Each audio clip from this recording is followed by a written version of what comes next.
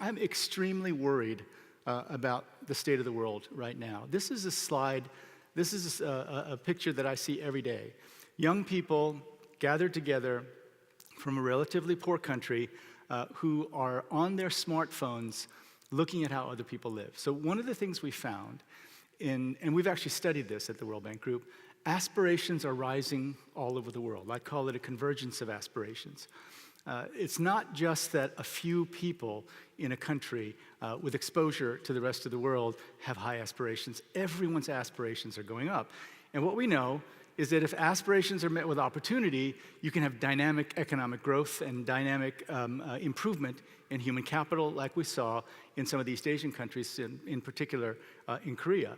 But if aspirations are thwarted, you have a situation where people's frustration can lead to countries that go down the path of fragility, conflict, violence, extremism, and then eventually, as we saw over the last couple of years, migration. I think that we need a movement, and we're calling it the Human Capital Project. We're doing this with Chris and IHME. One of the things that has been a systematic bias in development and in economics is that we've not taken into account human capital when we assess the wealth of nations. And so in a report that will be coming out soon, for the first time, we're including human capital along with produced capital, which is things like machinery and buildings, natural capital, which is energy, forests, agricultural lands, other natural resources, net foreign assets, which we've always counted, and now we're adding human capital. And the things we found about human capital are pretty stunning. The numbers, which I'll get to in just a second, are pretty stunning. But Richard Horton asked the question before, what's the social activist part? And this is something I obsess over, right? Because the evidence is so overwhelming, but in so many countries in the world, the heads of state can wax poetic about health and education, but if you look at the percentage of their budget that they actually spend on it, if you look at the percentage of GDP that's spent on it, it's ridiculously low. We've got to find ways of creating pressure so that they can't do anything but invest more. What we're doing with IHME is I've asked Chris to do some thinking about whether we could link human capital to economic growth.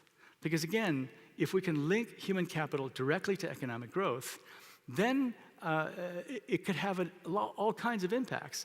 If we could say, look, your human capital investment and quality is so low that your prospects for growth are pretty bad. We could include that in IMF or World Bank assessments of potential economic growth. But also, I think private sector people will begin to say, wait a minute, let me rethink my investment. I am so honored to be here to celebrate the GBD. We hope that what we do through this Human Capital Project is just take the stuff we've been working on and take it to an entirely different level altogether. We need to make not investing in people hurt, and not just the poor. It has to hurt everybody. I think, in fact, if foreign direct investment goes down and capital costs go up, even the wealthiest in a country will begin to feel it. And maybe they'll start saying, hey, you know what, we really need to pay our taxes. That would be great. Now, we're going to do this. It's going to be incredibly controversial, and I'll tell you exactly what will happen. The countries that come out on top of the ranking will love it. The countries that come out low in the ranking will critique the methodology.